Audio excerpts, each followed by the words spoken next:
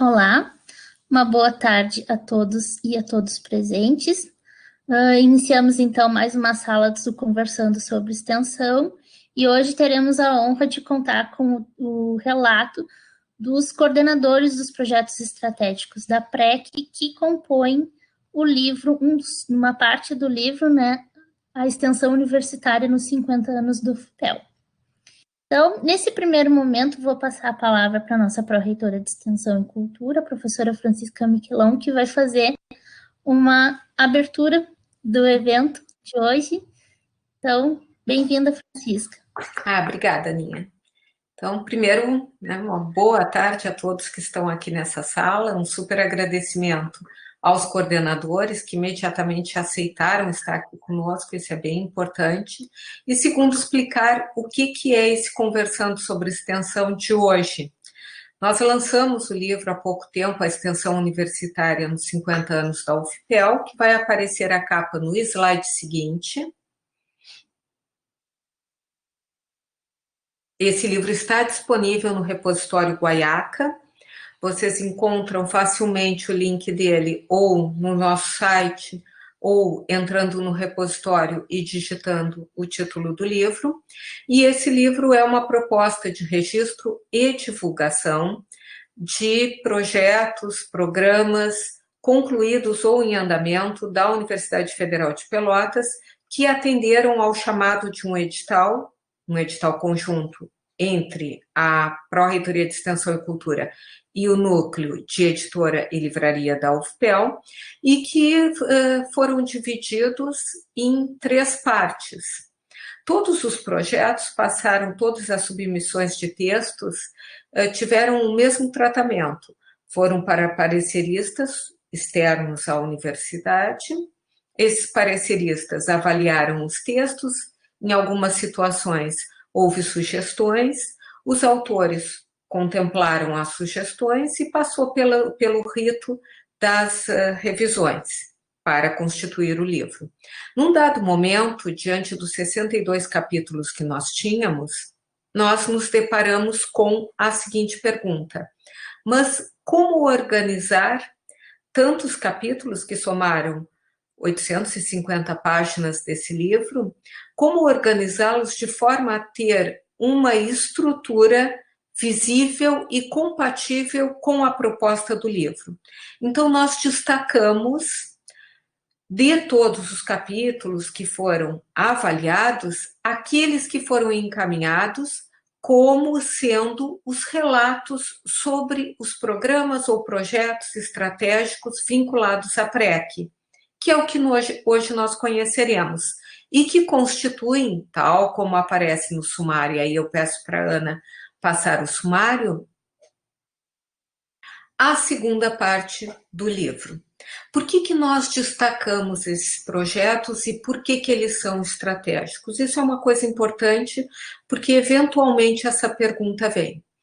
3 desses projetos, que são Vozes da Extensão, que se refere ao coral da UFPEL, o Teatro em Extensão, que se refere ao núcleo de teatro da UFPEL, e o projeto Desafio Pré-Universitário, eles são projetos muito antigos, gente.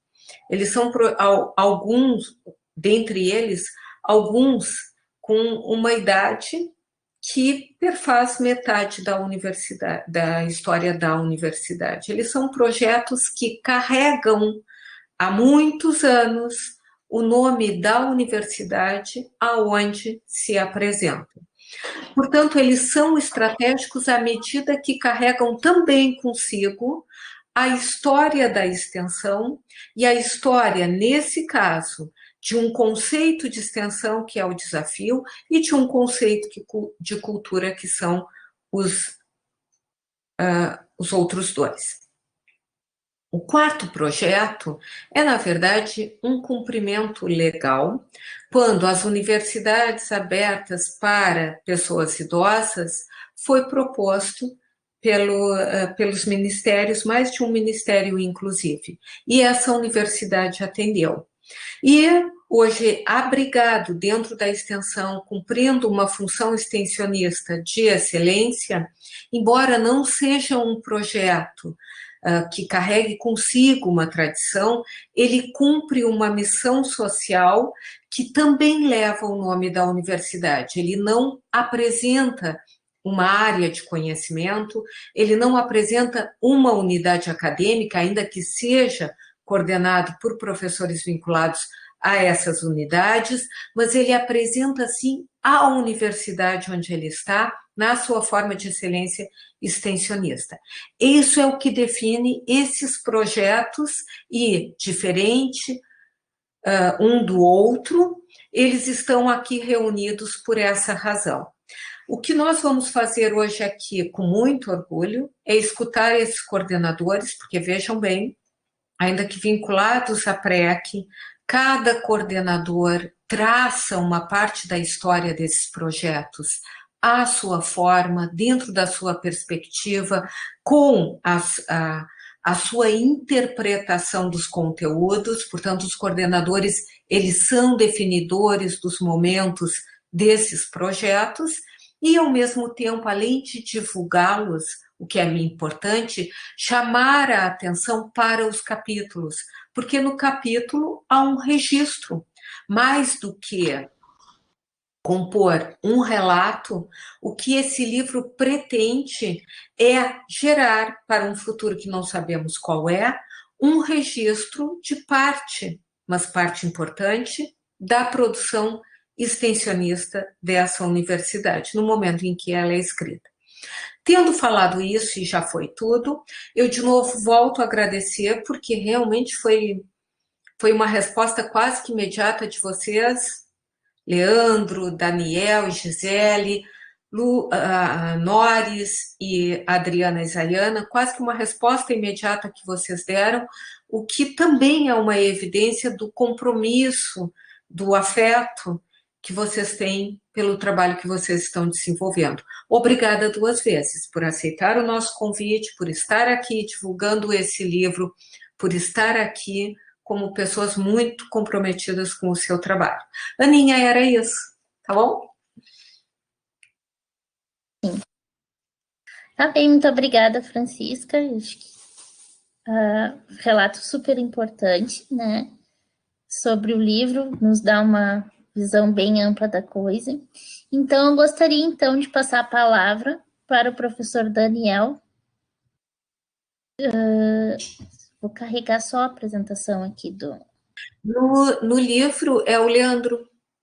Desculpa, então. O professor Leandro Maia, que vai nos falar um pouco sobre o coral da UFPEL e seu capítulo.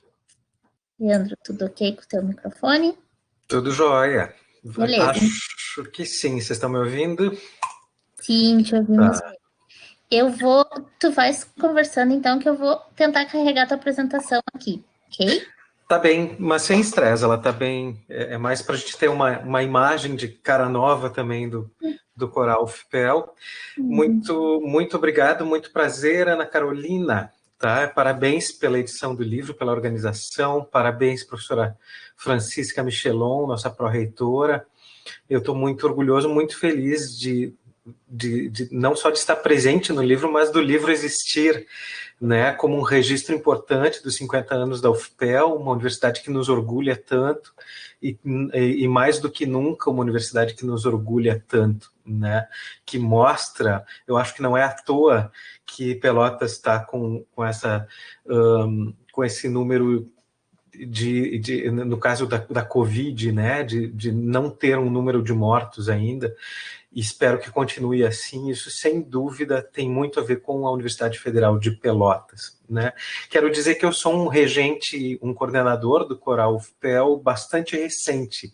De fato, eu assumi a regência e a coordenação do coral no final do ano passado, mais precisamente no dia 16 de novembro, foi a primeira vez que eu saí com o grupo, né, participando de uma apresentação, sendo que a primeira vez que eu regi o grupo foi no dia 12 de dezembro, né? Aí retomamos as nossas atividades em março, e aí tivemos que parar, né? E eu quero dizer que a oportunidade de participar do livro E foi o meu batismo no coral, né? E foi uma excelente maneira de ver a grandiosidade desse projeto, que tem 46 anos, já vai para 47 anos de idade. Vamos ver se confirma aqui, né? As minhas informações é de que é o projeto mais antigo, né, de extensão. Vamos ver como é que pintam os debates aí.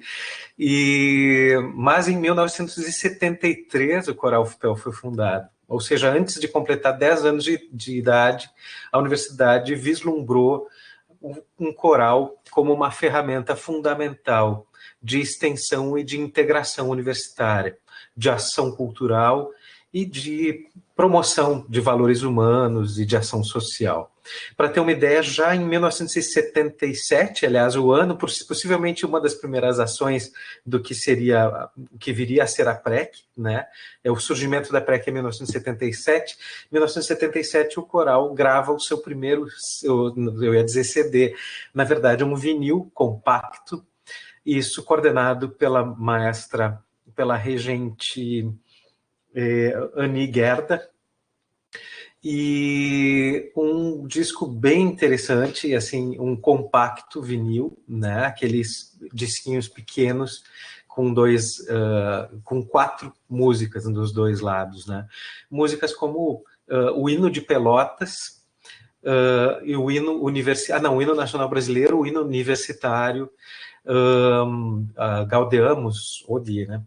E depois Negrinho do Pastoreio, e mais uma peça. Esses são os registros aqui que eu achei muito legal. Então foi fundamental, ao assumir recentemente um projeto como esse, poder assumir pesquisando esse trabalho. Deu tempo, né, de entrar, mandar para os editais e para as escritas, né. O texto é um texto, me desculpem, possivelmente modesto, mas feito com muito carinho no sentido de dar conta dessa história grandiosa. O próximo registro fonográfico, aliás, quem fundou o coral da UFPEL foi o maestro Romeu Tanin, e ele também regeu, por exemplo, para ter uma ideia, então por isso que o primeiro subtítulo, assim, é Uma História Junto à Cidade, né? Então, o maestro Romeu Tanin foi quem gravou e estreou o hino de Pelotas, né, escrito com letra de Hipólito Lucena, né, e com regência, aliás. Ele foi compositor do hino e quem regeu foi o maestro Milton de Lemos, no Conservatório de Música, isso em 7 de julho de 1935, né? Então, essa pessoa vai fundar mais.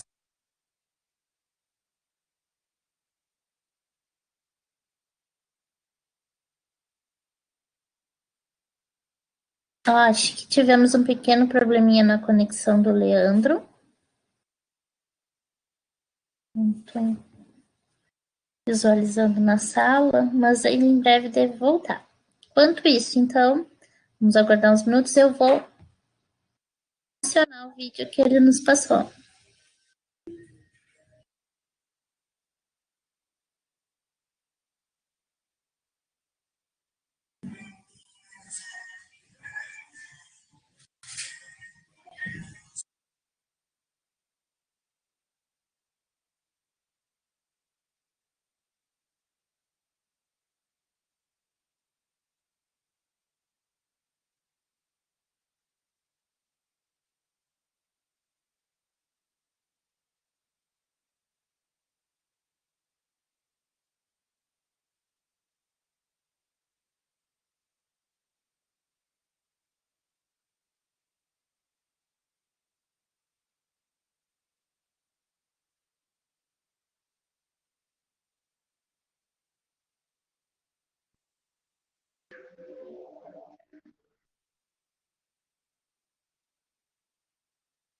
Mil perdões, eu caí da sala, não sei em que altura.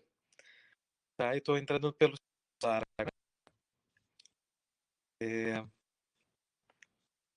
Andei Oi, instalando Leandro. aqui uns programas de áudio. Mil perdões, tá? Espero Sem ter problemas, voltado aqui. vamos apreciando um pouco da tua apresentação do coral. Ah, legal, tu deu play aí? Isso. Tá, então deixa eu explicar o que que é esse arquivo. Esse arquivo é uma produção muito recente. Na verdade, ele é uma gravação didática, ele não é um CD, né? Ele é uma produção de um arranjo coletivo de uma canção do Vitor Ramil, gravada no. Então, isso foi o assunto da nossa semana, tá? Então, quem grava aí é a Isabela Camila, nossa bolsista. Então, vejam que eles estão em pleno trabalho, né? Isabela Camila, bolsista, o Miro Machado, que é um bolsista do NUMP, que nos ajudou, nos auxiliou nessa produção, e o Alex Ferreira, também bolsista do coral e pianista, né? Não é uma gravação profissional, é uma gravação para fins de ensaio para dar conta das nossas atividades remotas, junto com os cantores. O arranjo foi uma produção coletiva, sob minha supervisão, e eu quero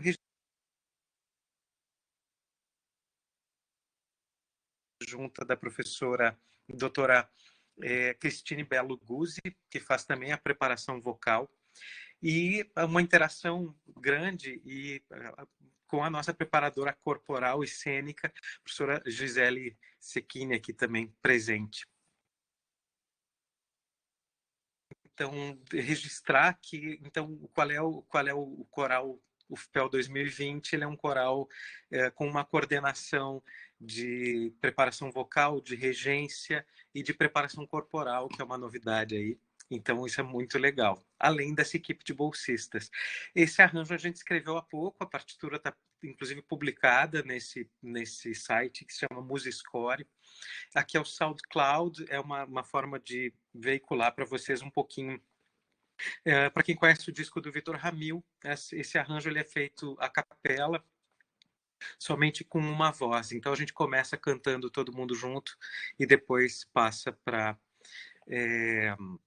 canta todo mundo junto em uníssono e depois começam os divises, é um arranjo didático nesse sentido também. E muito a ver com essa ideia de resistência, acho que é a mensagem que a gente quer passar por aqui. Não quero me alongar muito e invadir o horário dos outros apresentadores.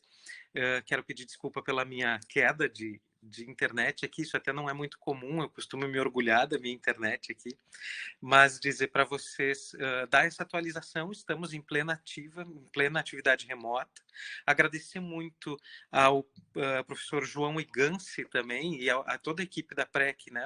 Eu relaciono o professor João Iganci, que é o coordenador do Museu Carlos Ritter, que nos recebe nos ensaios físicos, agora obviamente suspensos, mas que nós seguimos em parceria, inclusive fizemos uma live esses tempos na comemoração do aniversário do Museu Carlos Ritter, né?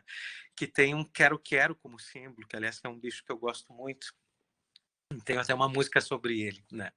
Então, assim, registrar essa parceria também nova do Coral UFPEL com o Museu Carlos Ritter, lá no Casarão 1 da Praça Coronel Pedro Osório, e registrar nossa equipe, os nossos bolsistas que vocês já puderam ouvir em ação, e recomendar a leitura do texto, agradecer o Fernando Iganci, nosso coordenador de arte e inclusão, que está sempre com a gente, e recomendar a leitura do texto, porque eu acho que vai ser legal conhecer um pouco da história do Coral UFPEL, magnitude desse agrupamento, e dizer que nós temos uma alegria, né, e um compromisso de democratizar, de promover a música vocal, de trabalhar de forma criativa, de renovar e ao mesmo tempo louvar as tradições e respeitar a história da UFPEL, a história do coral. Nós estamos no Coral UFPEL, muitos regentes passaram pelo grupo, muitos cantores e muita gente legal passou e vai continuar passando por esse trabalho. E então fica aqui o meu registro, o meu agradecimento a PREC, o parabéns aos colegas aí pelo lançamento desse livro tão importante para a gente. Acho que é isso aí. Muito obrigada, Leandro. Não, nem precisa se desculpar, nós sabemos bem como essa função de trabalho remoto, né, e de internet que às vezes não colabora. né? Foi uma oportunidade de ouvirmos um pouco da tua apresentação ali com um pedacinho do coral atualmente. A Francisca está colocando o seguinte, que o texto é muito legal de ser lido e que os dados são ótimos. Né? E a Letícia também coloca que é muito legal te ver e ouvir, Lisa. Até então só conheci através do capítulo do livro. A Letícia fez todo o acompanhamento do nosso livro, né? Parabéns, Letícia, e obrigado. Muito legal. Isso. A Francisca botou que é uma fabulosa composição, e o Felipe também coloca que tem muito orgulho do Coral FIPEL, realmente um dos nossos projetos de extensão mais antigos. Então, muito obrigada pela tua explanação. Te convido a permanecer conosco na sala, que ao final vamos abrir para o diálogo com os demais participantes, ok? Ótimo. Obrigada, Leandro. Beijo, boa tarde. Beijo, boa tarde. Passo, então, agora a palavra ao professor Daniel, né, do Núcleo de Teatro, e também a professora Gisele Secchini, que é a atual coordenadora do projeto, né, e que eles fazem trabalho em conjunto. Não sei se vocês conseguem acessar o microfone de vocês e a câmera.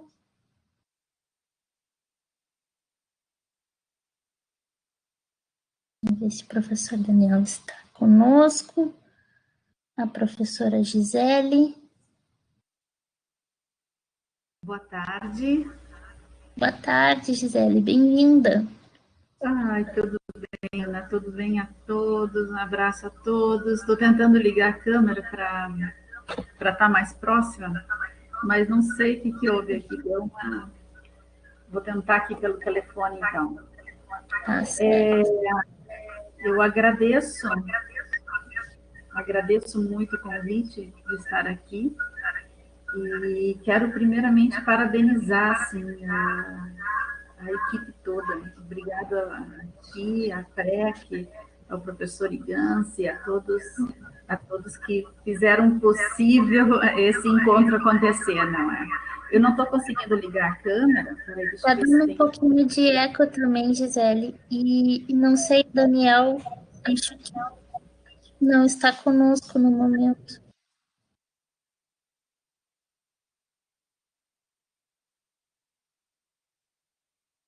A Gisele está conseguindo abrir.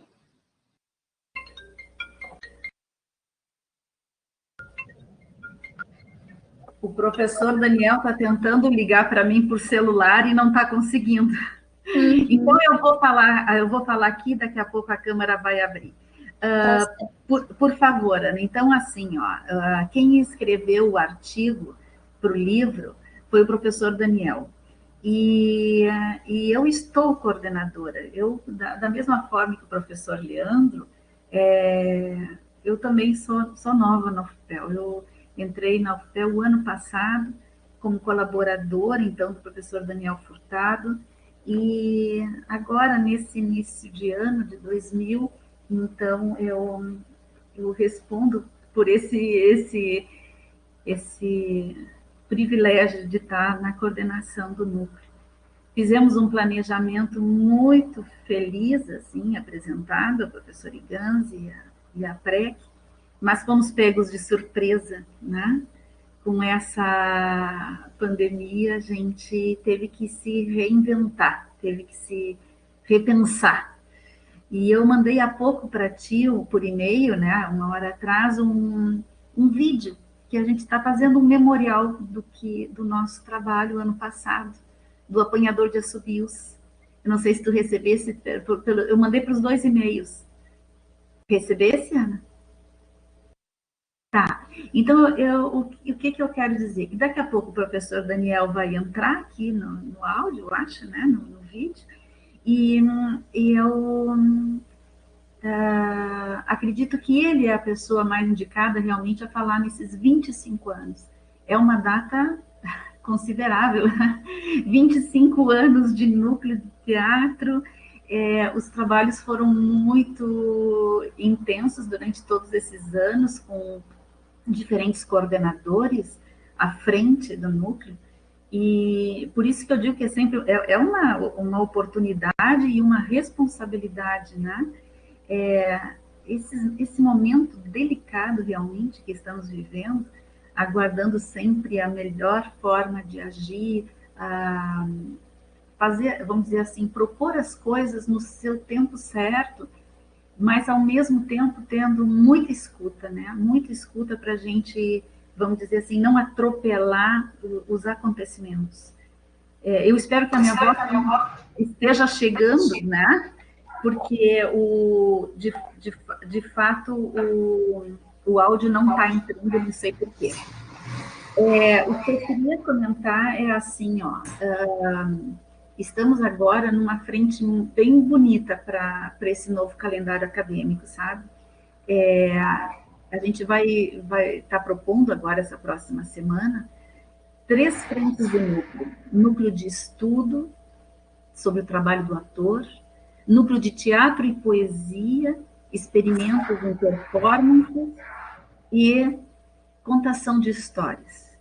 Ou seja, a gente tem toda uma história, né? 25 anos de núcleo de teatro, e agora estamos justamente tendo que lidar com a nova realidade, e vamos enfrentar, vamos estar com essas propostas aí, semana que vem, para toda a comunidade acadêmica, abrindo as portas da universidade para inscrições, né, de pessoas interessadas em geral, e isso que é lindo na extensão, né, que é tanto a intersociabilidade, como a gente tem acompanhado muito, né, que então, no caso, o ensino, a pesquisa, a extensão estarem juntos, como essa abertura para toda a sociedade, para alunos que já se formaram, né, então eu acredito que a gente venha lidando com essa possibilidade de ampliar tanto para alunos de outros cursos, não só de teatro, mas da educação, das letras, quem tiver interesse, não é, no teatro, como pessoas que já não estão mais na universidade, que já se formaram, que têm esse cultural, e a gente tem que procurar então, assim, eu falei do futuro, e agora o professor Daniel aparece aqui na Câmara para falar desses 25 anos que eu digo que eu estou iniciando aqui, e eu agradeço muito a oportunidade, a confiança, né? E eu estou trabalhando, estamos trabalhando com as nossas 2 alunas bolsistas para que a gente enfrente todo esse momento delicado, de uma forma harmoniosa, corajosa, criativa. Estamos fazendo isso também lá no coral, porque eu também estou com o coral, né? Então eu me sinto muito privilegiada de estar com o professor Leandro também. Então, muito obrigada a todos, e agora o professor Daniel presente, ele segue a conversa, então. Um abraço, e muito obrigada, professora Francisca, e todos, Ana e professor Iganzi, agradeço. Coisas boas a todos. Obrigada. Continuo daqui, Ana? Está me ouvindo? Sim, me escuto perfeitamente. A única coisa que eu vou fazer uma colocação é que o vídeo a gente não está conseguindo carregar em função da extensão do arquivo. Se tiver um link para o YouTube ou algo parecido, aí a gente consegue carregar, ok? Tá. Me faz o favor, coloca na página do livro, do capítulo, tá? Então, primeiro, boa tarde a todos. Eu escorreguei, caí aqui, mas já consegui levantar, cheguei, né? Então, primeiro eu queria agradecer, né, o convite da Francisca e de todo mundo da PREC, e, né, tá todo mundo parabenizando o pessoal da editora, o pessoal da PREC, porque o livro ficou realmente muito bonito, né? Acho que todos aí já viram, quem ainda não viu, né, por favor, veja. E é um livro enorme, né, gente? O que é isso? 800 páginas. Isso só demonstra realmente, assim, a força e a presença da extensão dentro da Universidade Federal de Pelotas, né? A gente estava ontem vendo a conversa sobre extensão, né, e falando da extensão no Brasil, e essa dificuldade de universidades que não têm uma pró-reitoria de extensão, e a gente vendo que a Federal de Pelotas, ela foi nesse caminho, né, de valorizar a extensão, né, de colocar em prática esse tripé. E o núcleo, o projeto do núcleo, ele é muito interessante, ele é muito sintomático dessa relação entre ensino, pesquisa e extensão. Por quê? Porque o projeto do núcleo, ele vai completar, né, esse ano ele completa 25 anos, tá? Ele é de 1995, quer dizer, ele é um projeto de extensão que é anterior à existência de um curso de teatro dentro da Universidade Federal de Pelotas, tá? Isso é muito interessante, isso é muito sintomático, por quê? Porque, enquanto atividade artística, existiam grupos, né, que trabalhavam com teatro dentro da universidade, né? E, então, antes de haver um curso, tá, a Fabiane Terrada, né, ela é a fundadora do projeto, então ela dentro quando ela dava aula no que era antigo ILA, Instituto de Letras e Artes, era ela professora substituta, ela conversando com a Isabel Hirsch, né, que era a diretora do Departamento de Arte e Cultura da PREC, nessa época, e era professora, né, no Instituto de Letras e Artes, né, conversando com ela, chega-se a esse esboço de um projeto, né, do núcleo de teatro. Porque existiam os grupos de teatro, né, mas não existia alguma coisa institucional. Então, o núcleo de teatro é a primeira iniciativa institucional de ter um grupo vinculado à PREC, né, é um grupo de teatro vinculado à PREC. Então, esse é um embrião, né? O núcleo de teatro ele vai ser um dos embriões que vai gestar o curso de teatro. Isso eu acho que essa história é maravilhosa. Então, o projeto ele é criado em 95 e ele vai funcionar dessa forma, nesse início um pouco itinerante, né? Mas de dar oficinas, de fazer projetos, né? De fazer encenações, tal. Até a criação do curso, que vai ser em 2008. Ana, você conseguiu aí colocar a página para mim? Não está aparecendo para mim a página do... Infelizmente não. Como não.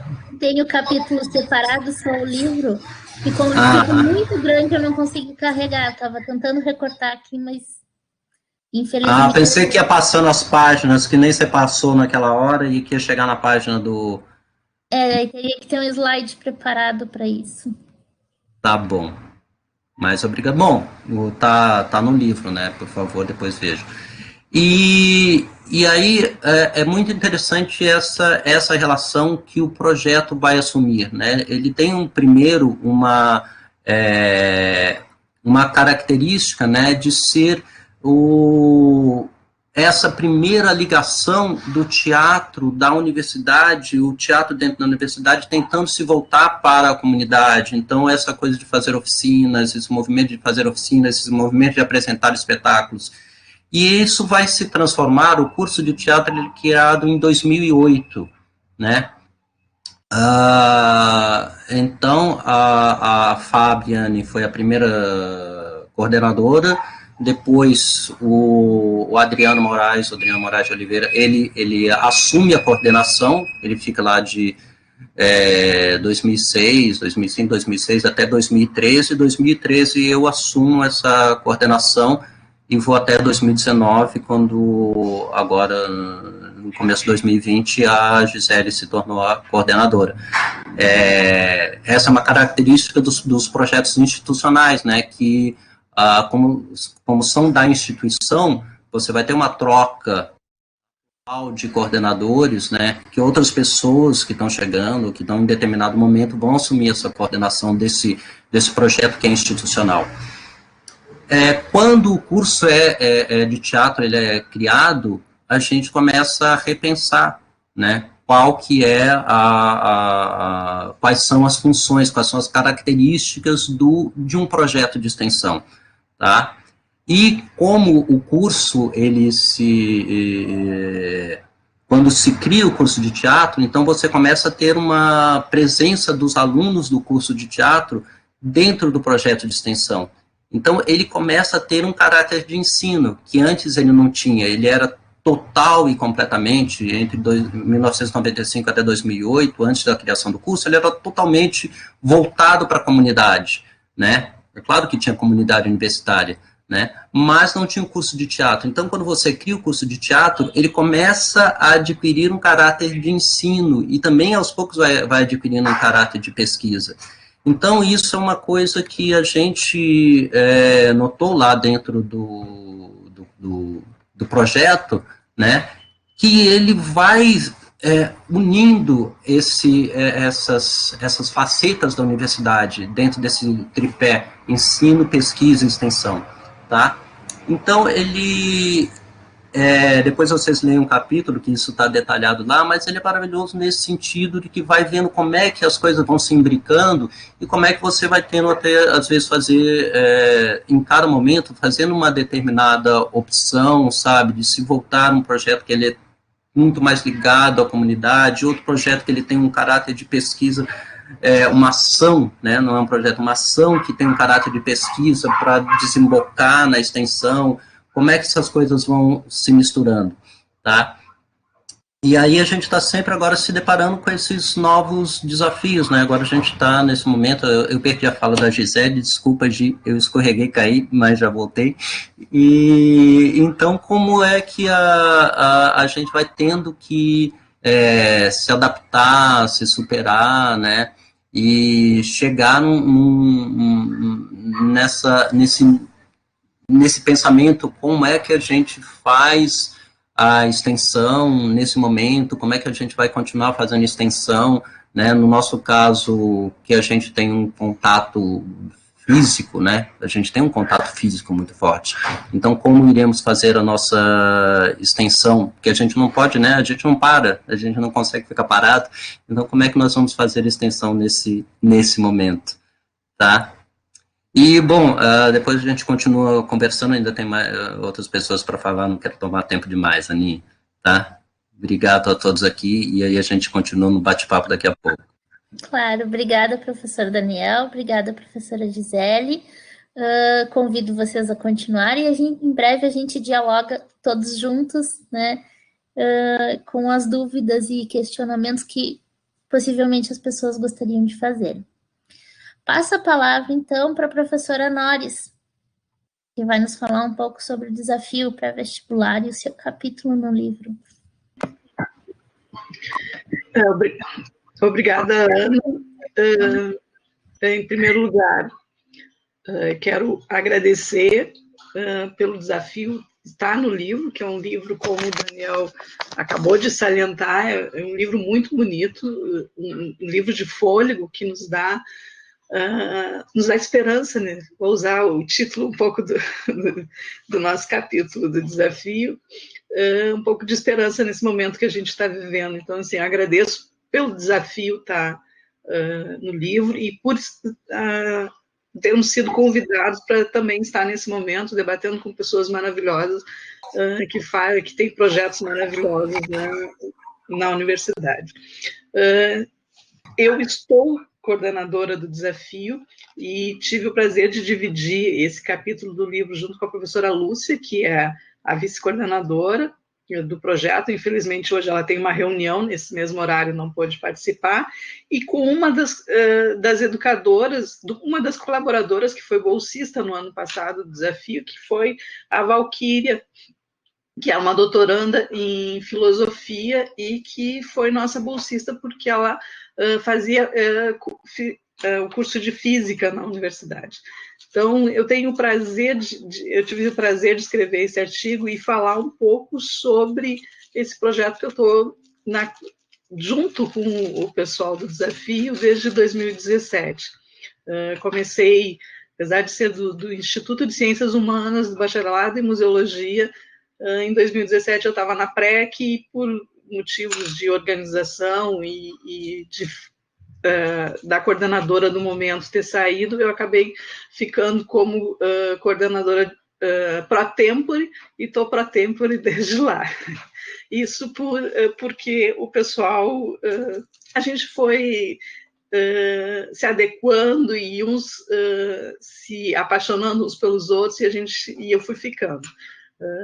Mas não vou ficar por muito tempo. Eu sempre digo para eles que o meu compromisso é com a pró-reitoria e com a gestão do professor Pedro Alau, e, como o Daniel falou, são projetos que são institucionais, então eles têm um tempo de vida para nós, coordenadores, e outras pessoas têm que vir, outras pessoas têm que pensar esses projetos. Mas o Desafio é um projeto que está com vai fazer 27 anos agora, em agosto, de grande importância, e ele surge de uma iniciativa dos alunos da universidade. Ele surge, apesar de ser dos alunos, ele surge fora da universidade, por um grupo de alunos do direito, da agronomia e alunos da história. Depois se unem também alguns alunos da pedagogia. Então, só em 95 que ele se transforma em projeto de extensão da universidade. Mas entre 95 e 2017, mesmo ele sendo um projeto de extensão, tendo importância dentro da universidade, ele ele vai ganhar mais importância a partir de 2017, quando ele se transforma num projeto estratégico, e que é pensado uma forma da gente poder ampliar a atuação do Desafio, que é muito grande, desde sempre, assim, foi um projeto desenvolvido pelos alunos, que eles definiam como autogestão, e em alguns momentos da universidade foi uma autogestão mesmo, porque mesmo ele sendo um projeto de extensão, a universidade pouco ajudava ao projeto, pouco tinha participação de um professor dentro desse projeto, então os educadores se autogestionavam. Essa ideia de autogestão, nós mudamos para uma gestão compartilhada entre uma coordenação, a pró-reitoria de extensão e todos os educadores que atuam lá, que nós temos variando em alguns períodos de 60 a 80 alunos de graduação e pós-graduação da universidade que são educadores, atendendo de 200 a 300 pessoas da comunidade. Então, no capítulo, a gente conta um pouco dessa história, e desde 2017, com a ajuda dos educadores, com a ajuda de colaboradores, com a professora Lúcia junto, a gente tem ampliado, e ele se transformou de um projeto de extensão agora num programa de extensão, porque nós temos projeto de ensino, porque o Desafio além de ser um grande projeto de extensão, a extensão é a base dele, ele também é um laboratório de formação para os alunos das mais diferentes áreas da universidade. Então, eles têm mais horas de aula, dando aula no Desafio, do que nos seus estágios curriculares dos seus cursos de origem. Então, muito do pessoal do pós-graduação entra como educador do Desafio para ter essa experiência de sala de aula, porque muitas vezes fizeram um bacharelado, não tiveram essa experiência, então eles precisam, para concorrer num concurso, eles precisam de experiência de sala de aula, uma série de coisas. Então, nós temos mestres, doutores, pós-doutores, trabalhando com a gente, que deu um fôlego bastante grande em relação aos projetos e às ações que a gente está desenvolvendo.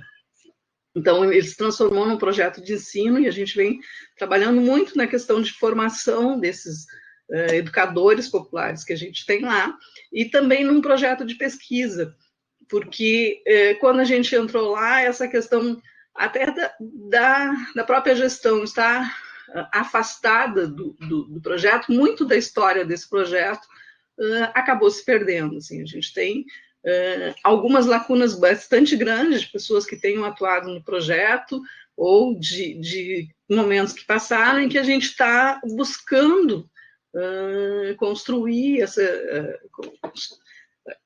essa memória a partir de um projeto de memória, que a gente está entrevistando os antigos não vou dizer antigos, que é uma palavra muito ruim, mas ex-educadores e ex-colaboradores e coordenadores do desafio, para a gente poder entender todo esse período. E aí, hoje, eu retomei o capítulo para pensar um pouco o que eu ia dizer aqui, e eu e a Lúcia e a Valquíria, assim, acho que a gente teve um pouco de premonição. Claro que a gente escreveu no momento, em 2019, em que a educação popular e o Paulo Freire vinha sendo muito atacado. Então, a gente viveu um ano de 2019 com muito medo de invasão nas salas, de termos problemas com os bolsonaristas e os terraplanistas. Então, a gente estava um pouco se reinventando, mas a gente colocou que ali nós também temos uma parte que a gente fala das reinvenções do desafio no momento atual. E esse ano a gente teve que se reinventar. Literalmente, a gente se reinventou, porque a suspensão do semestre aconteceu exatamente no momento que nós estávamos no meio da seleção dos alunos do desafio desse ano. Nós tínhamos feito as entrevistas, não tínhamos publicado ainda a lista das pessoas que iam participar do desafio em 2020, e veio a parada do semestre, o isolamento social, e a gente parou. Durante 1 mês e meio, nós literalmente paramos, porque a gente não sabia o que fazer.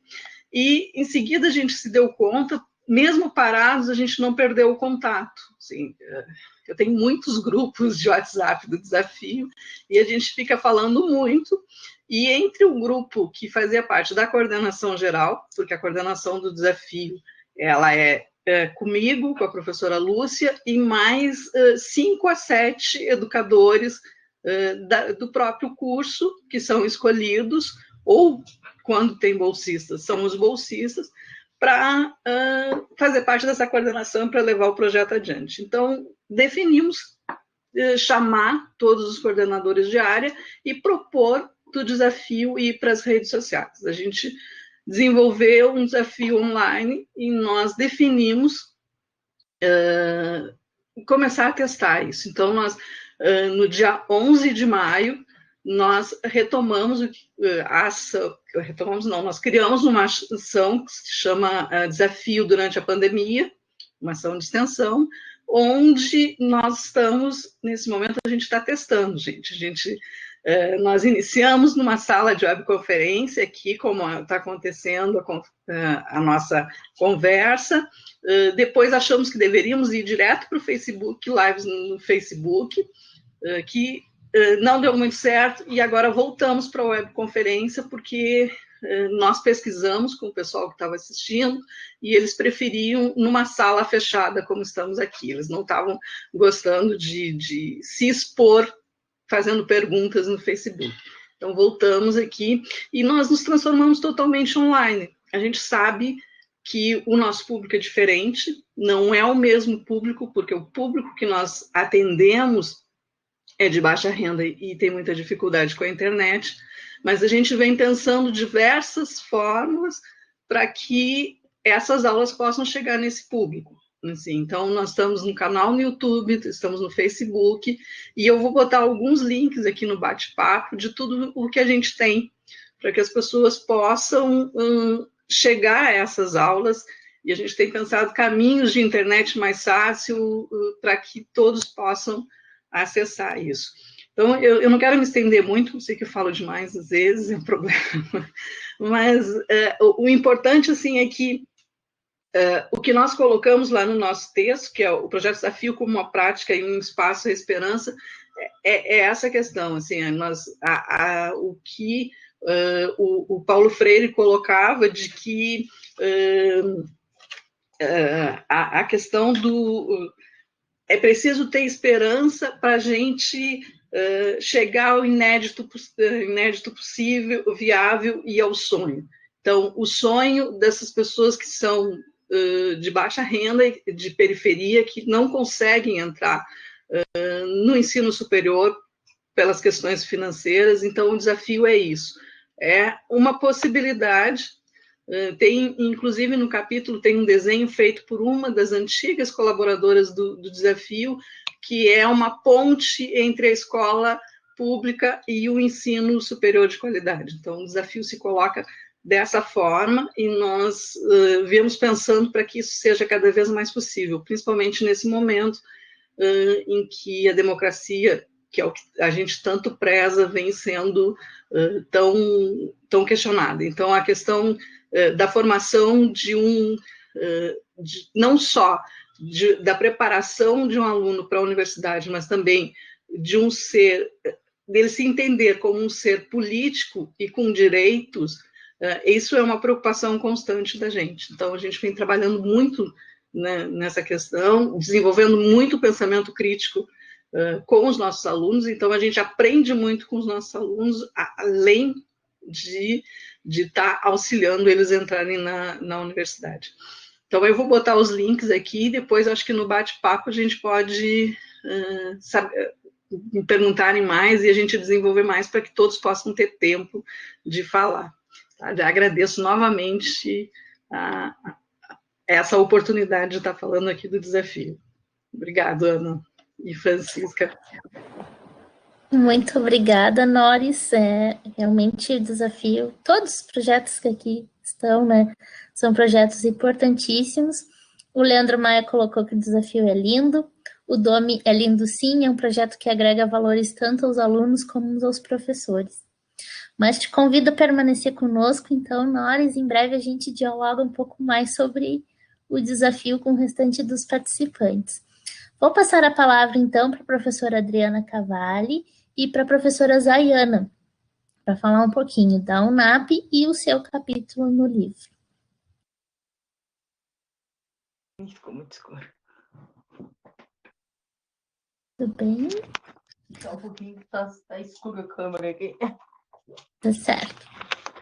Aguarda um pouquinho, os ajustes são normais.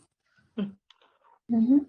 Oi, Ana, tudo bom? Oi, pessoal que está compartilhando essa sala. Obrigada, professora Zayana, por estar aqui também. Nós vamos falar sobre a Universidade Aberta para Idosos. Esse programa estratégico, ele é desde 2016, quando um grupo de professores resolveu, então, criar esse programa, e 8 professores tiveram, assim, a base, né, de começar, e a professora Zayana já participava desse grupo também, e desde o início, então, ficou estabelecido que ficava sempre eu e a professora Zayana, ou a Zayana e eu na coordenação, e a partir de março, então, a Ana, né, que está aqui liderando essa sala, é a nossa coordenadora adjunta também. Bom, eu acho que é interessantíssimo esse livro, né? E eu me empenhei bastante para que ficasse um registro no livro sobre como se iniciou a UNAP, para que, se alguém algum dia quiser saber da nossa história, tenha esse acesso, né, bibliográfico, para poder entender como tudo foi criado. A nossa equipe, ela consta de professores, temos 21 professores cadastrados e que alternadamente dão aulas na UNAP. A professora Noris, que está aqui também nessa sala, já deu uma aula sobre museologia com a professora Carla Gastal, foi muito bom, né, no Museu do Doce. E também contamos com discentes da graduação e da pós-graduação e servidores também, que é o nosso apoio também, né, para que tudo aconteça. Juntamente com as disciplinas, que são ofertadas 6 disciplinas por semestre, 6 a 7 disciplinas, nós também ofertamos palestras e oficinas, que estava ao cargo da Ana, né, da organização. E então nós temos em média, né, 75 alunos matriculados todos os semestres, e já são 4 anos, então a gente pensa que já passaram aí matriculados na UNAP quase 600 idosos, e isso nos engrandece muito saber que a gente conseguiu atender um público, né, tão grande em tão pouco tempo, e que a ideia é crescer cada vez mais, né? Então, Eu acho também que a ideia é aumentar ainda esse grupo de professores, né, que todos são bem-vindos, porque eu acho que nunca é demais a gente ter um grupo grande para atuar junto com os idosos, e todos aqueles que começam a trabalhar com os idosos, eles são muito cativantes, né? Ninguém quer parar, porque é um público muito querido, né, para trabalhar com eles. Eles nos dão um retorno muito afetivo, uma troca de experiências extremamente rica. Então, eu acredito que isso aí faz com que as pessoas que trabalham com os idosos cada vez mais queiram trabalhar e desfrutar dessas horas com eles. Bom, eu não quero me alongar tanto assim, né? Eu queria só pedir para a Ana explicar um pouco sobre o nosso logo, que foi ela que encabeçou esse logo. Eu acho que a gente tem que ter uma identidade gráfica, né? E esse ano, antes de começar a pandemia, a nossa ideia era fazer camisetas com o logo para que tivesse uma disseminação da nossa imagem, né, gráfica. E depois eu passo para a professora Zayane, então, para falar um pouco sobre das ações da UNAP durante a pandemia. Muito obrigada, viu, pessoal? Obrigada, Adriana. Claro, a UNAP me é um projeto muito caro. Desde que eu entrei na Pró-Reitoria de Extensão e Cultura da UFPEL, eu comecei a trabalhar diretamente na UNAP, né, assessorando na parte administrativa e, em seguida, atuando realmente no projeto. E o logo, ele procura expressar, né, aquela questão da árvore da vida, né, que nós temos as nossas raízes, mas também temos os nossos sonhos, nossos objetivos, e que tudo está interligado também com outros atores, outros sujeitos que fazem parte do nosso cotidiano, né?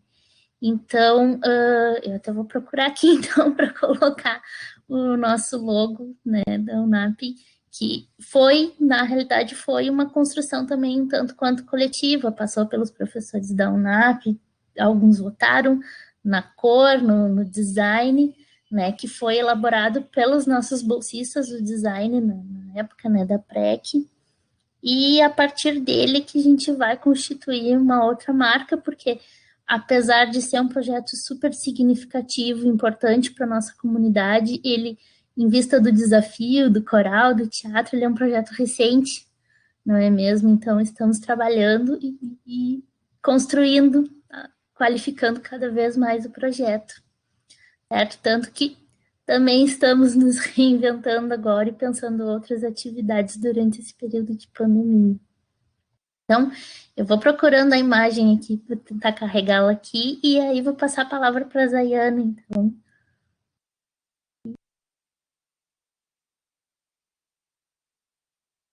Obrigada, Ana. Boa tarde, colegas. Eu sou a Zayana, faço parte da UNAP desde o início, né? Como a Adriana já colocou. Atualmente, né, a gente teve que se reinventar em função dessa pandemia. A gente ainda tem muitas coisas ainda para ir conversando, mas eu gostaria de destacar uma das nossas ações que está sendo realizada com a professora Cristina Rosa, né, da Faculdade de Educação. A professora ela faz parte do PET Educação, já com participação grande de uma boa quantidade, né, de alunos, e a gente, ela notou que alguns idosos vinham tendo algumas dificuldades de enfrentamento dessa pandemia.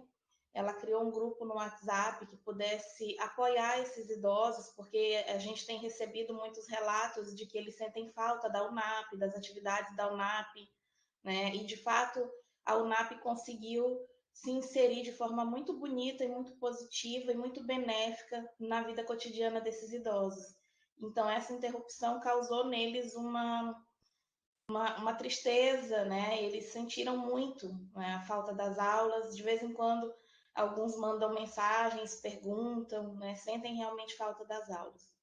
Então esse grupo que a professora montou no WhatsApp começaram a surgir algumas demandas, ela começou a perceber que alguns dos idosos não estavam lidando tão bem quanto se esperava em relação a esse enfrentamento da pandemia, de ter que ficar em distanciamento social.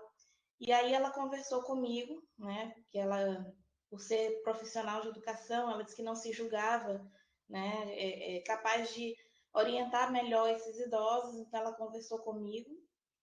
E a gente fez uma parceria entre o projeto dela, né, que é o Diário do Cuidado, que se chama, e o Progeronto, que é o Programa de Terapia Ocupacional em Gerontologia, que é o projeto de extensão na qual eu coordeno, que também está compondo um capítulo no livro, né? E a gente fez essa parceria.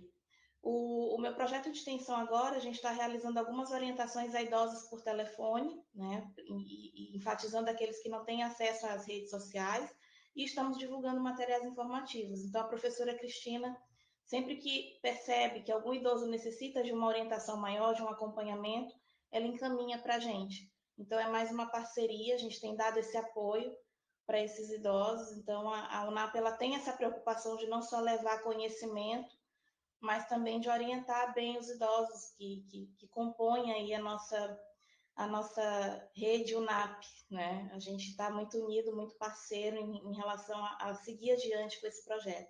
Sou suspeita para falar, eu sou extremamente apaixonada por esse projeto da UNAP. O nosso logo está aparecendo aí, muito bonito, né?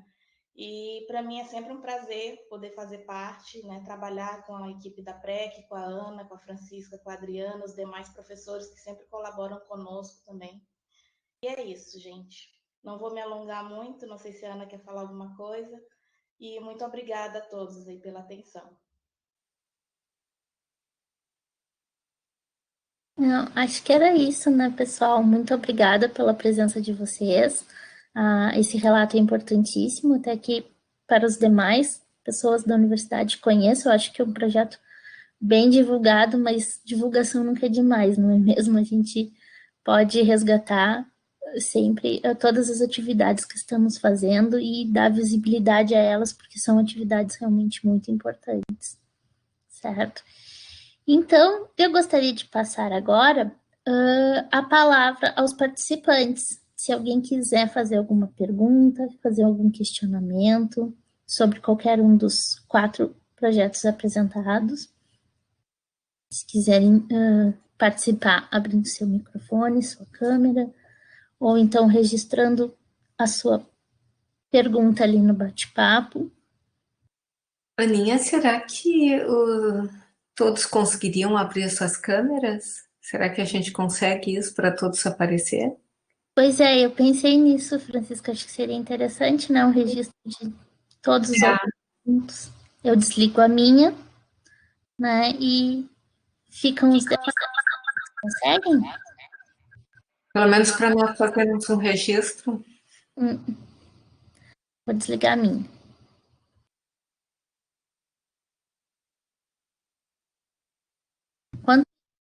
Se alguém quiser registrar alguma pergunta, por favor, esse é o momento.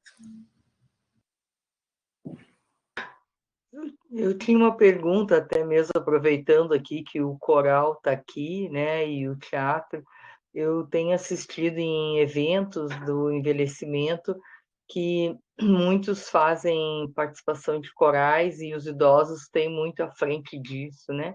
Então, de repente, até fica aí o convite aí aos professores para uma futura parceria aí de fazer um coral com os idosos e um teatro. Vi várias peças de teatro no Fórum Internacional em Florianópolis há 4 anos atrás e foi uma apresentação excelente. Então, já fica aí o meu convite para participarem da UNAP. Muito legal, convite aceito. Vamos fazer parceria, sim. E muito legal. O coral, tradicionalmente, ele já tem, né, um público de terceira idade ou de idosos mais bastante presente. A gente tem de estudantes de graduação, tem gente até que está entrando recém na universidade, até 83 anos. né? Então é muito, muito legal. Eu acho que a gente tem muito a refletir nessa questão do bem-estar, da qualidade de vida e, sobretudo, a maneira como a gente aprende com essa galera, mais do que eles se beneficiarem da universidade. A gente sabe que a universidade se beneficia muito com a presença do conhecimento e do saber dessas pessoas, né? Queria registrar nesse campo que temos uma pesquisa, uma parceria com a dona Conceição, que é uma senhora de mais de 80 anos, uma sambista de Pelotas, né? Outra hora eu posso mandar uns links e a gente segue conversando. Beijos.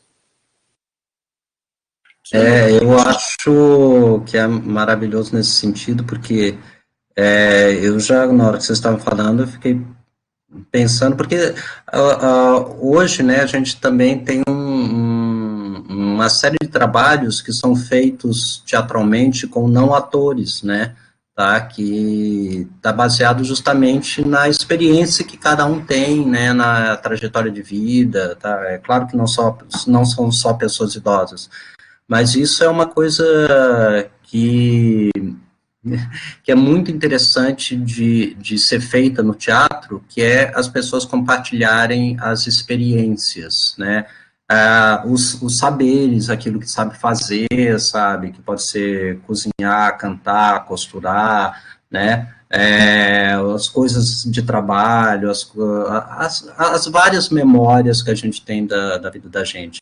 Então, realmente, isso é uma coisa que dá vontade de trabalhar, porque com todo mundo que tem mais de 50 anos, que tem muita experiência, e a possibilidade de compartilhar essas experiências é algo que é sempre necessário, algo que é sempre muito bem-vindo, né? Agradeço, então, pessoal, e aí, assim que acabar o isolamento social, eu entro em contato com vocês, então. Muito obrigada, viu?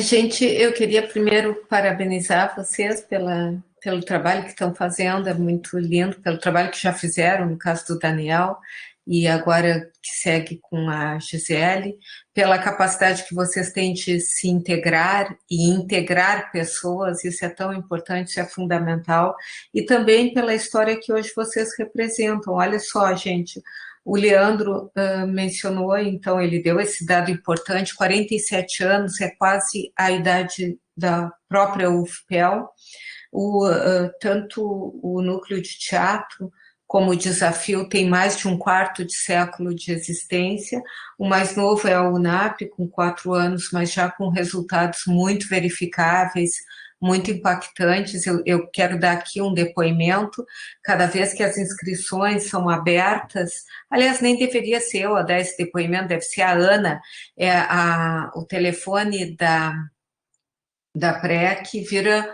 uma loucura, gente, olha, aquilo não para de tocar. Então, isso é uma resposta imediata ao que a comunidade se interessa. Cada um de vocês hoje, portanto, tem nas suas mãos um pedaço dessa história, que não é pouca coisa, tem cada uma com uma origem, mas impressionantemente relacionada com o seu momento. Eu queria falar para esse dado que o Leandro nos fez lembrar do primeiro vinil compacto com o hino universitário, o hino brasileiro, o Negrinho do Pastoreio. Leandro, isso é anos 70, porque é 1977, pleno governo, né, nacionalista, militar. Não poderia ser diferente, nós somos realmente filhos do nosso tempo. O núcleo de teatro, ele surge na década de 90, exatamente como desafio, já num momento posterior à abertura, no momento em que começava a se construir uma concepção nova de sociedade, e a UNAP, ela está dentro de um programa social, surgida num governo social. Nós somos realmente um reflexo, nós como instituição, nós como trajetória institucional, um reflexo do nosso tempo. Cada texto de vocês poderia ser analisado, não pela sua escrita, mas pelos dados que trazem, como uma trajetória de nação, porque isso está contido ali. E eu fico muito, muito feliz de estar compartilhando com vocês um momento que também é histórico, dado e todos vocês falaram. Dada a nossa capacidade de resistência e de reinvenção, porque a arte, a cultura, a educação, sem a presença humana e ainda assim continuar, parabéns, colegas. Isso é assim, uma prova de que na cabeça do ser humano existe um universo inteiro. Então, vocês estão encontrando formas. Não sei se a gente encontraria essas formas há 100 anos atrás, talvez se encontrassem outras, mas vocês estão encontrando formas de manter ativo aquilo que faz com que esses projetos não sejam esquecidos. E isso vai para a história num próximo capítulo. Isso estará registrado também no próximo capítulo. Queria já deixar vocês convidados para um próximo livro que virá, e que é justamente esse período. Pensem nisso, fica o convite aqui para vocês. E também pedir que vocês falem de uma coisa fundamental, vocês falaram isso, é incrível. Vocês disseram, o Daniel disse que um projeto de extensão gerou o curso, um curso de graduação. Isso é fantástico. E o coral, ele também é anterior. Agora, o desafio e a UNAP, eles são transdisciplinares, não é mais disciplinar, eles são transdisciplinares. Ou seja, o conhecimento também não tem fronteiras, ele não tem limites, ele não tem um momento estanque da construção. Eu queria mesmo dar luz ao que vocês falaram, porque eu prestei atenção e escutei com muita alegria, mas também queria que vocês falassem um pouquinho, porque o Daniel, o Leandro falou, mas que vocês falassem um pouquinho dessa relação tão forte que existe entre a extensão e a pesquisa. A gente esquece, às vezes, de dar luz ao fato de que, no campo da realidade, na experimentação, surge a investigação. Então, se vocês pudessem dar aqui essa contribuição imensa, seria mais um prazer ainda escutar vocês.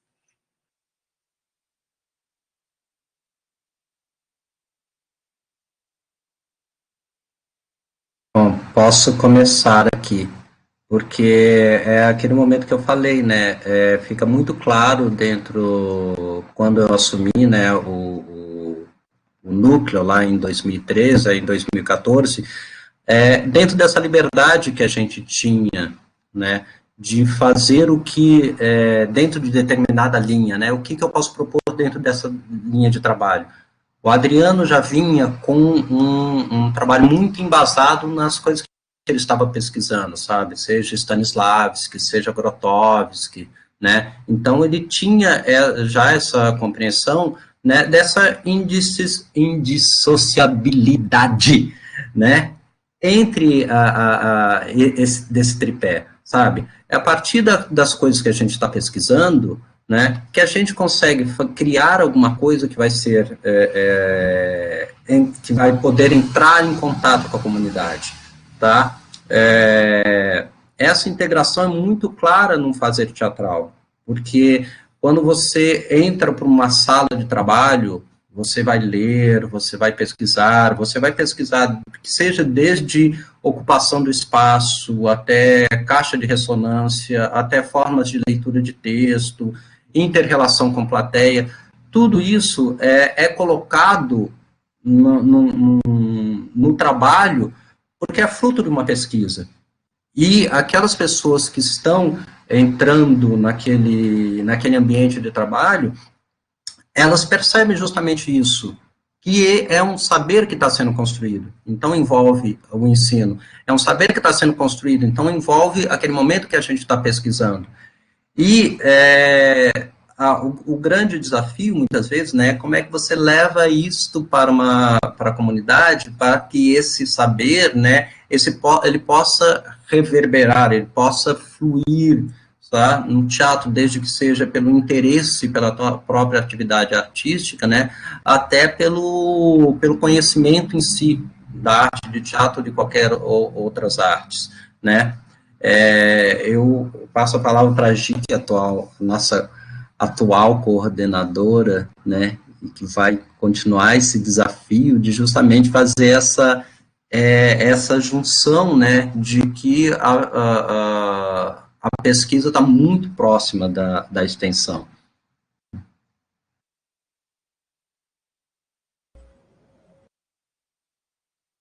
Como eu falei há pouco, então, comentei que estou chegando na universidade, já está sendo cadastrado meu projeto de pesquisa, onde vamos trabalhar com narrativas míticas, vozes poéticas, tendo um escopo do mar de dentro. Ou seja, essa pesquisa vem como vai se integrar o núcleo, sim, vai colaborar para o andamento e para os outros trabalhos que a gente vem desenvolvendo no núcleo. Agora, esse projeto, esse núcleo de estudos sobre o trabalho do ator é também a gente pensa em proporcionar às pessoas que têm interesse em estudo, e essa é uma boa época para estudar também, né, para poder ser, vamos dizer assim, para se incentivar a leitura, para se incentivar a capacidade de estudo que todos temos, né? Porque às vezes no meio de um semestre o aluno não tem tempo para ler toda a bibliografia que se espera. Então, ele agora, assim, na verdade, a gente já está orientando alunos que nos procuram em relação a essas leituras, mas vamos sistematizar num núcleo de estudos agora, né? E eu acho que é isso, o núcleo de estudos ele vai vamos dizer que era uma decorrência que os desejos por um estudo mais aprofundado de uma pesquisa seja desenvolvido. Então, a gente vai enfrentar essas outras possibilidades, como um núcleo aberto, que é um espaço onde os alunos podem propor os seus objetos de estudo, os seus objetos de pesquisa.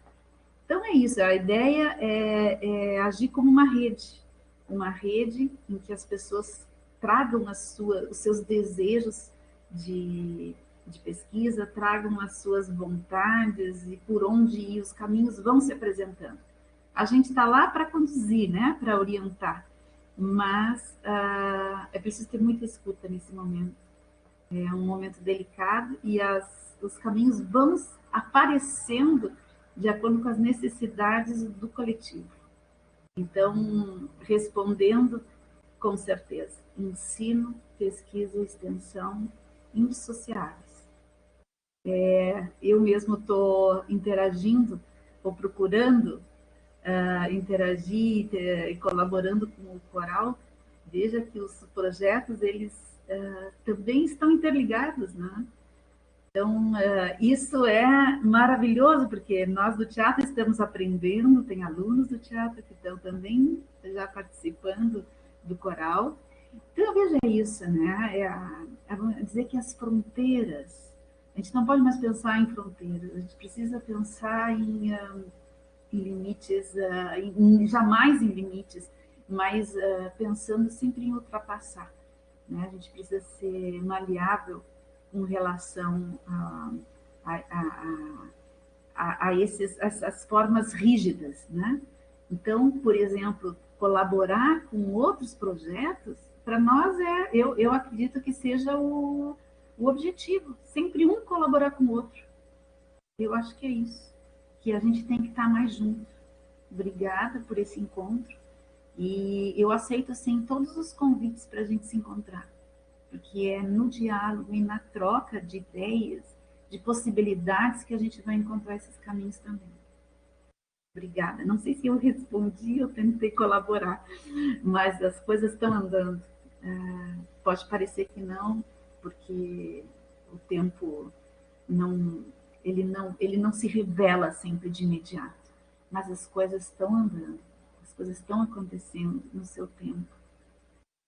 Então, obrigada pela oportunidade, mais uma vez, professora Francisca, professor Fernando, professor Felipe, Obrigada, Ana, pela oportunidade. Parabéns pelo livro. Está lindo, está lindo. Parabéns a todos que escreveram seus artigos. Vamos ler com muito prazer. Obrigada a todos.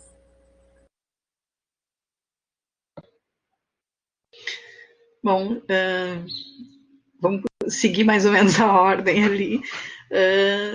Quando eu comecei no desafio, na verdade, já existia algumas pesquisas, mas de ex-alunos, ex-colaboradores, que alguns começaram a trabalhar nas suas dissertações de mestrado ou teses de doutorado. Assim.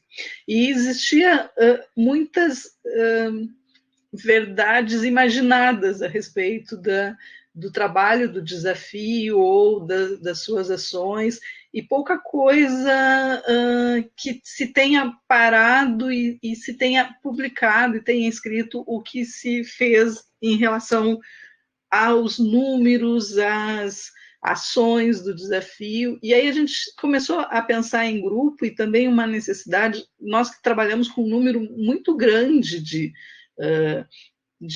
discentes da universidade, nós começamos a nos preocupar que também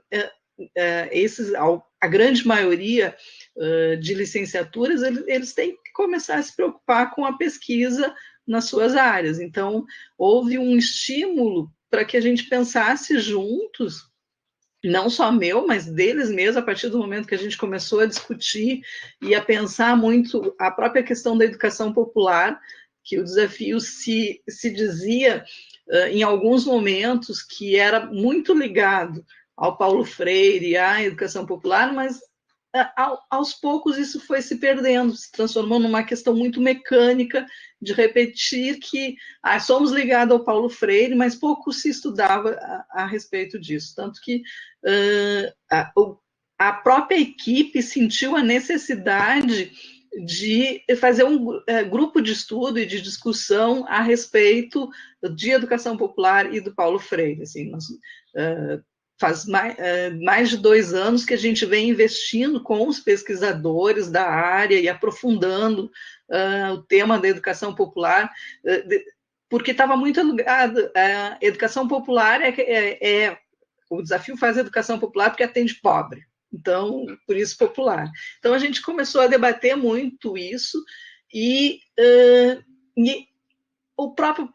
os próprios educadores e colaboradores, sejam bolsistas ou não, começaram a ter essa preocupação de aprofundar aquilo que se dizia, assim, desde discutir o quanto o desafio é popular ou não, o que precisamos fazer, estudar muito a respeito disso, também entender assim, qual o nosso resultado na comunidade, buscar números, buscar fundamento teórico. Então, a gente tem vários trabalhos que eles acabam publicando nos anais do SEC ou do SEG, com dados testados mesmo a respeito das ações do próprio desafio. E além, claro, puxando eu como coordenadora do projeto, também tenho o projeto de pesquisa, que é essa questão da memória do próprio projeto, que um projeto de 27 anos, pouca coisa a gente tem, então fomos buscar isso. Então, relacionando todas as áreas, e hoje se vê um crescimento, até pelos grupos de estudo que se faz, pelo aprofundamento das discussões, pela possibilidade, e hoje o pessoal já, até pela entrada dos alunos de pós-graduação, essa questão da pesquisa vai sendo introduzida para os colegas da graduação com eles. Então, hoje o desafio ele é já fonte de pesquisa para várias dissertações. Antes, a gente tinha 2 ou 3 dissertações até 2016, hoje nós já temos várias dissertações em andamento e sobre o desafio e os seus resultados, assim, em relação à geografia, ensino de biologia. Então, ele passa a ser também uma fonte de estudo para os seus educadores. Então, eu não consigo ver a extensão separada da pesquisa, nem do ensino, no nosso caso. A indissociabilidade ali está totalmente colocada. Nós, nestes últimos tempos, assim, eu e a Lúcia, a gente só tem se colocado, e como a Gisele disse, nós somos as facilitadoras de que esses trabalhos aconteçam, da discussão, da formação dos grupos de estudo, no apoio às pesquisas, nós somos as facilitadoras nesse caso. No caso do desafio, muito fortemente, até pela questão da autogestão que ele dizia, que eles eram um projeto de autogestão e hoje um projeto compartilhado, de gestão compartilhada. Então, no desafio, mais fortemente, é essa questão de nós sermos essas facilitadoras, que nós auxiliamos nesse trabalho e que também ajudamos nas discussões que são colocadas dentro do projeto. Então, está nos resultados das publicações dos alunos, nos trabalhos que têm se feito, nos números que a gente pesquisou, quanto o desafio consegue atender a população, quanto que nós temos de evasão. Existe uma preocupação, o quanto essa extensão atende ou não, até que ponto ela atende à comunidade e a quem ela atende. Então, mais do que vir da coordenação, isso é uma necessidade também de todos os nossos colaboradores. Então, a questão da rede que a Gisele falou é bastante importante. Nós somos também vários projetos de pesquisa e de outros projetos de extensão e de ensino também atuam no desafio, com oficinas. Então, os colegas que quiserem também trabalhar com o desafio, ele tem sido esse local cada vez mais democrático de trocas com a universidade. Então, para não me estender muito, acho que a gente tem caminhado muito profundamente assim, nessa relação de todas as áreas da universidade com o projeto. É isso.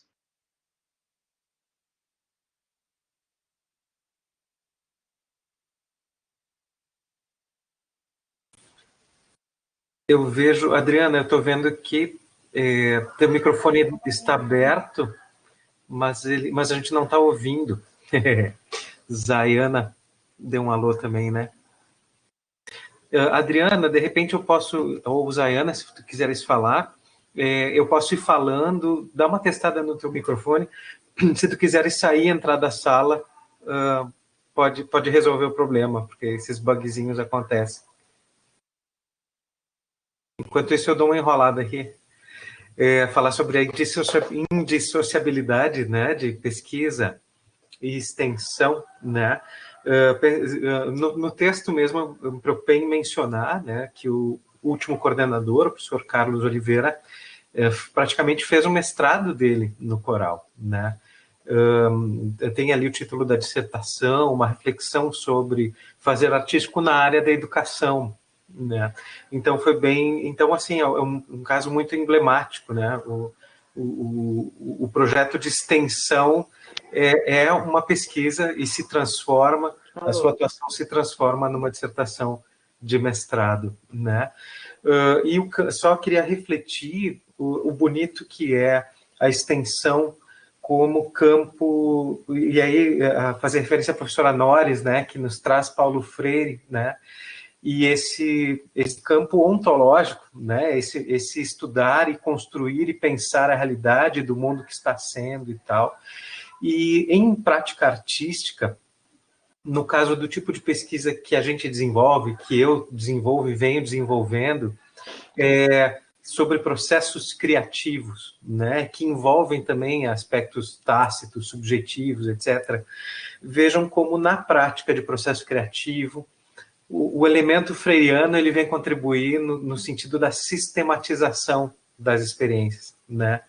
E que não é fácil de fazer. Então, a gente está eu tenho impressão, talvez, pelo menos nesses projetos estratégicos que a gente se encontra, acaba sendo um pouco o palco da pesquisa qualitativa de algum elemento etnográfico, de uma preocupação extremamente ética com a pesquisa, com a relação direta com as pessoas, com talvez o rompimento das barreiras entre pesquisador e pesquisado, né? Então, elementos como pesquisação são muito bem-vindos nesse tipo de pesquisa, no caso da pesquisa criativa, pesquisa artística.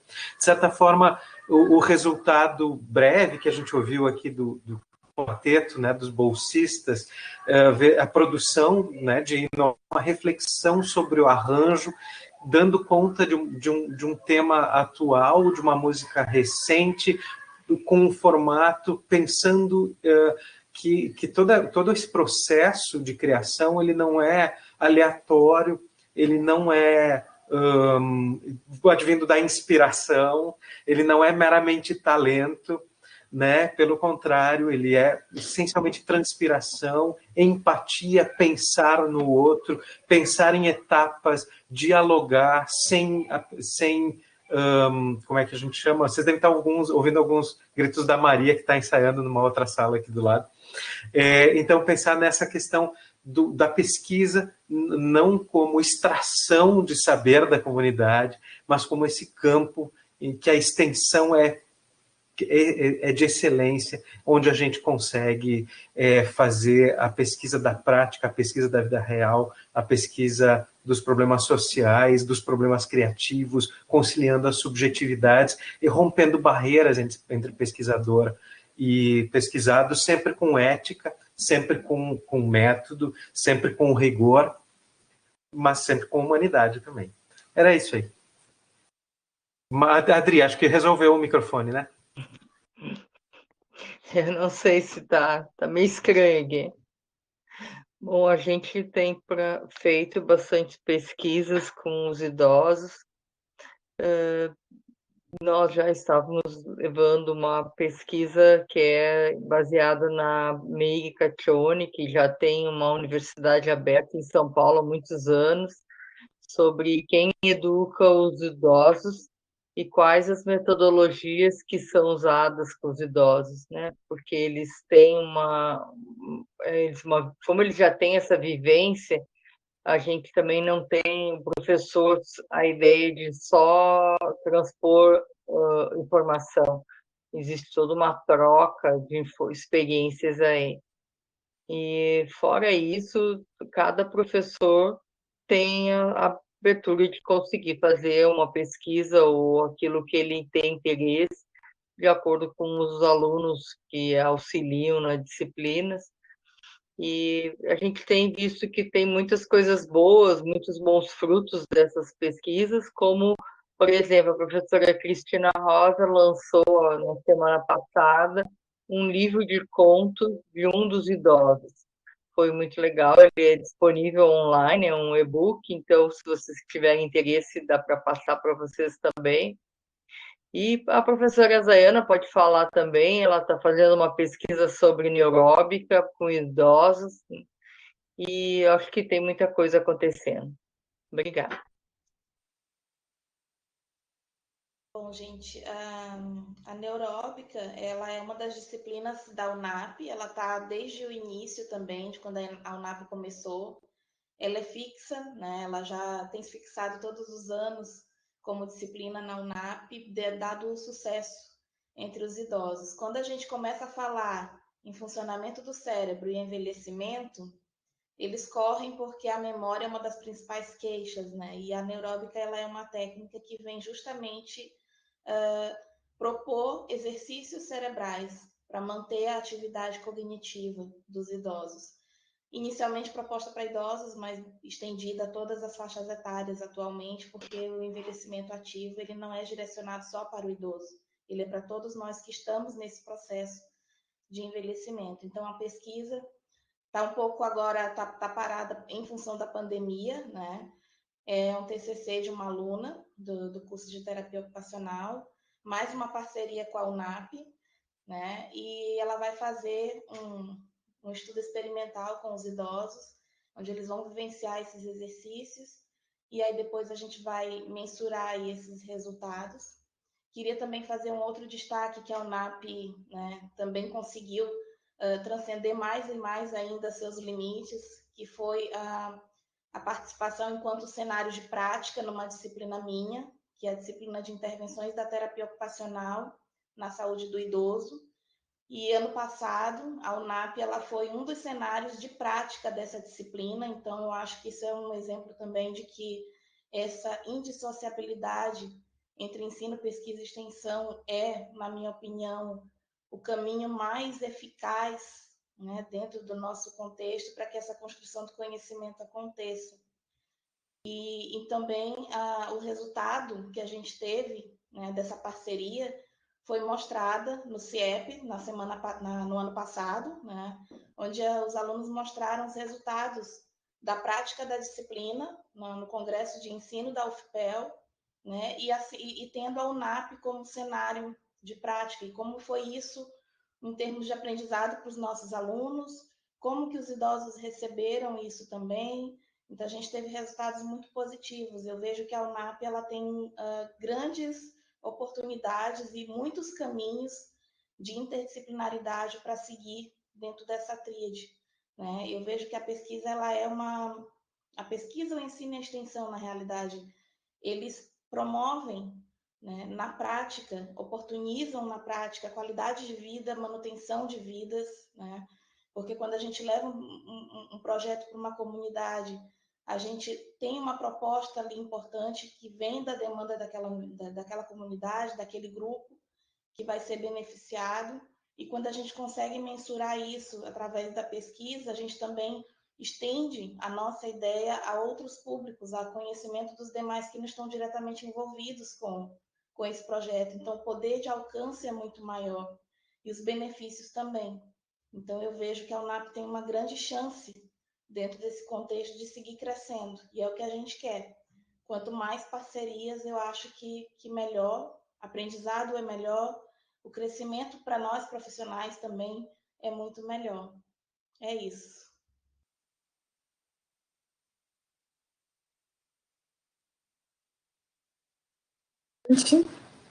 Muito obrigada pela participação de todos.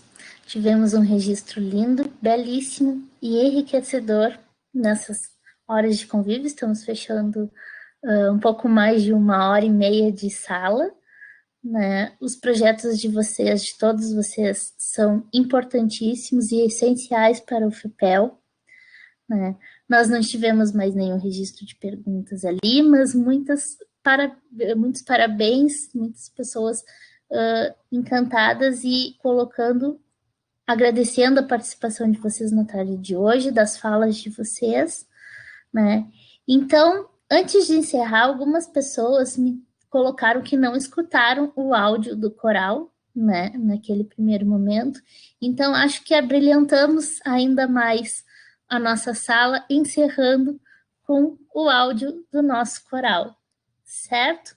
Muito obrigada pela participação de todos. Oi, pode falar. Não, legal, só para isso, contextualizar, dizer que isso é um registro para facilitar o ensaio, né? Então, os bolsistas gravaram as 4 vozes, que são separadas e são enviadas para os cantores poderem estudar as suas partituras, né? Esse é um registro muito recente, é um arranjo dessa semana. Vai virar um podcast aqui, com parceria com a professora Gisele e a turma toda. Então tá, obrigado. Só para a gente ouvir também com ouvidos mais, enfim, contextualizados, né? Obrigado. Não é um CD, né? Tá certo, Leandro, muito obrigada a todos. Só vou pedir que vocês me confirmem se o áudio está saindo, então. Escutam? Não? Se a gente clicar no play ali no cantinho, toca.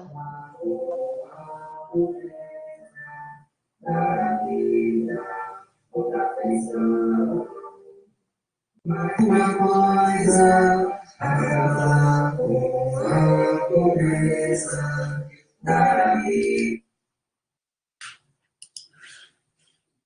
E há outra afeição, mais igual, mais empatia. seria meu grande sonho, a minha grande alegria. E a cada boca no beijo, dar um pão de cada dia. E a cada boca no beijo, dar um pão de cada dia. Se eu fosse alguém, se eu fosse alguém, eu nasci nesse mundo de beleza, sou pensando numa coisa, acabar com a pobreza, dar a vida com perfeição, mais igual, mais repartida, seria meu grande sonho, a minha grande alegria. E a cada boca um beijo, dar um pão de cada dia. E a cada boca um beijo, dar um pão de cada dia. Se eu fosse alguém, se eu fosse alguém, se precisa de beleza, só pensava no acabar com a pobreza, a vida, a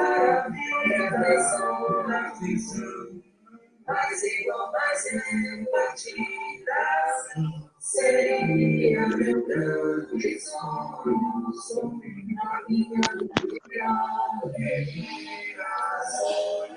E a cada boca no meio, dar um pão de cada dia a dia. E a cada boca no meio, dar um pão de cada dia. Se eu fosse alguém.